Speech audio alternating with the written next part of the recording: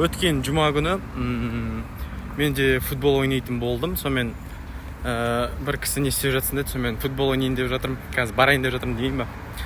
Сөйтсе маған тұрады да: "Я, молодец, байқа, аяғыңды сындырбама" дейді ғой маған. Қазір жарыққа келші. Не дейін айналайын. Эмоциямды шығарамадым шандай, бірақ ішімнен бұлқан-талқан болдым. Енді мысалға біреу қалай айтсам болады, алыс жолға шығып бара жатса, байқа, жол апатына түс қалма деп айтпайсың ғой мысалы. Қандай дендірсадан сондай әңгіме айтады. Білмеймін, кішкене қаным басыма бір 180-мен шықты да түсіп қалды, короче. Сол неше түрлі век живи, век учись дей ма. Нефтем бірдеңе мақалтыға салдым ба.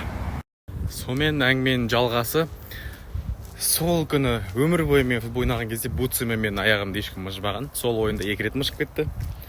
Шпагатқа мен отырамаймын, шпагатқа мен теуіп 2 рет отырғызды. Былай айтқан кезде сондай настрой алып қалдым да, блин, что-то бүгін бірдеңе болады деген сияқты. Аяғымды кішкене ауыртып жарақат алып қалдым. Самовнушение деген сұмдық нәрсе негізі. Сонда да сила слов дейді, сөздің қуаты кәдімгідей сұмдық негізінде.